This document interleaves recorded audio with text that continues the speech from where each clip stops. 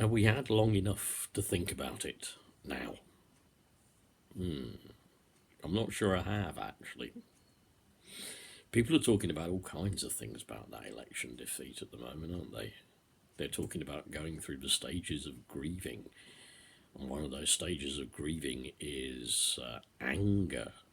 Well, I guess I've been quite angry.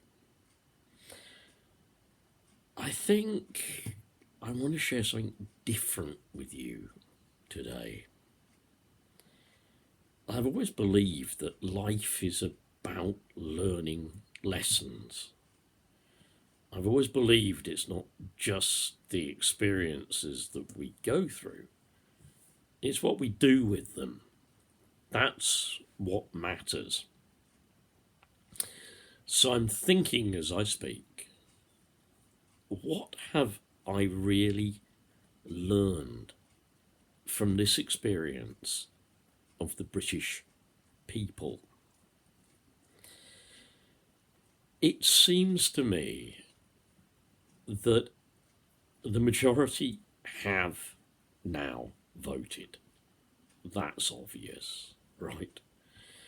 In terms of the share of the vote, I believe that it is being said, obviously Labour got more votes, but because of the system that we have, it doesn't work that way. Okay, that's just a fact of the system. The fact of the system is that the Tories won more seats. I'll accept that. But I'm trying to sort of think beyond all of this. I'm trying to think what this is saying about the British people. And some of the things I'm beginning to discover are really, really unpleasant. They're not just shocking, they're nasty. They're a side to human nature that is scary. They're a side that, well, I don't like to see in myself.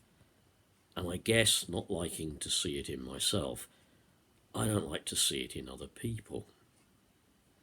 Here's another thought that was running through my mind. Many of you listening may well have parents and grandparents who fought in the Second World War. I certainly did. My father fought in World War II in Malaya, Burma, and the Far East. My grandfather on my mother's side fought in World War One and was seriously wounded at the Battle of the Somme. In fact, I always remember as a little boy him, the stories being that apparently he was so badly wounded he was left for dead. He was lucky to be alive, although I never got to, shall we say, see his wounds. Apparently what had actually happened to him was he was hit by a rifle bullet and a large part of the section under his arm was literally blown away. Anyway, what I want to draw from that is this, and I kind of want to draw it also from the history of the Second World War.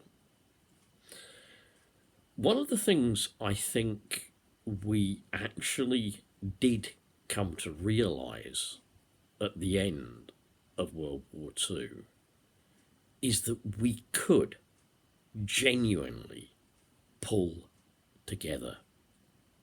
Even the class barrier began to break down in World War II as ordinary human beings served and fought alongside each other.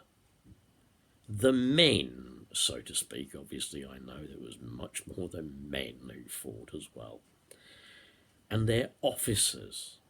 Yes, there would always be this strict distinction between officers and men. Yes, there would also be the officers and other ranks.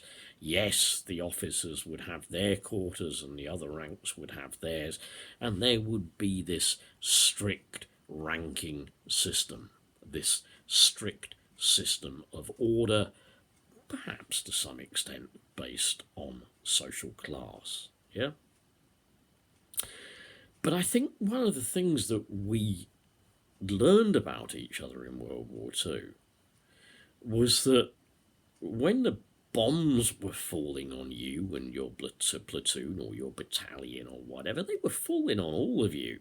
Yeah, you know, you were just the same as the officer. Your blood could be spilled just as easily as theirs.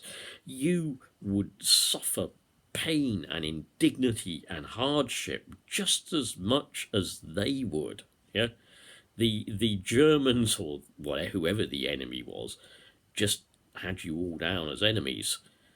So maybe what you did a little bit more was that you joined together as friends. I believe it is possible for Britain and its people to leave behind that legacy of class division. I believe it is possible for us to come together as a nation of good and caring people. I do not believe that within the spirit of the citizens of this country, within the very souls of ordinary people, there is the kind of hate that we seem constantly to see magnified and presented through our media. Chaplain said in the closing speech from The Great Dictator about, I believe that this hate is just a passing of human greed. I think a lot of the hate has got to do with greed. And I think greed has harmed us. I think it's harmed everybody. I think greed has harmed the human spirit, has changed the human soul, as Chaplain says again in the speech from the Great Dictator, has isolated us from each other. People, I'm not going to try and attribute any blame or whatever for the fact that Labour lost the general election.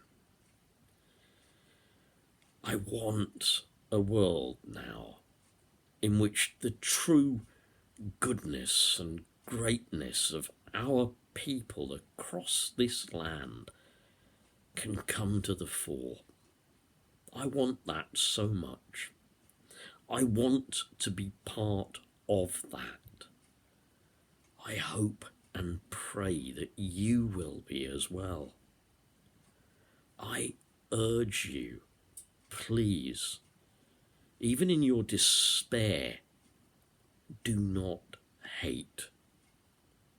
Even in your grief, do not let your anger motivate you towards malicious and harmful actions that will harm you as much as the harm you do to others. I urge you, please, to be gentle, to be caring, to lift up rather than tread down, to support rather than cast away. However you feel, whatever kind of person you are, whoever you voted for,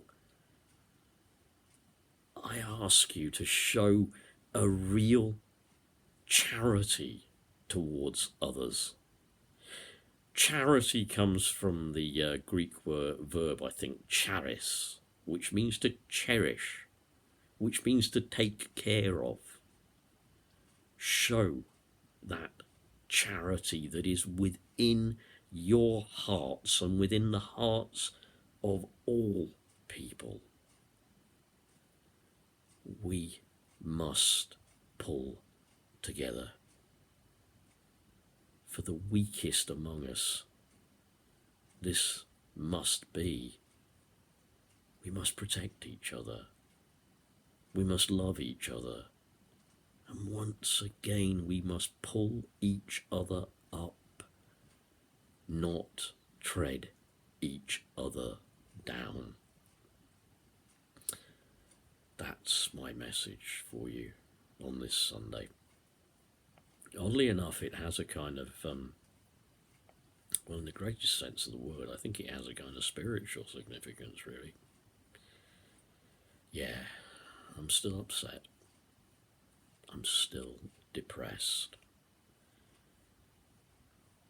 But only through loving, only through forgiving, only through caring can we move forwards and bring about this better world for everybody, even including the people that oppose us and want to hurt us. Only through doing this can we even make the world better for them. Please, whoever you are, wherever you are, please don't give yourself over to hate. Please, I appeal to you from the human spirit, from the goodness that is within mankind. I appeal to you from all acts of concern and love and kindness. Please, don't give yourselves to hate. Give yourselves to love. And love will win over hate.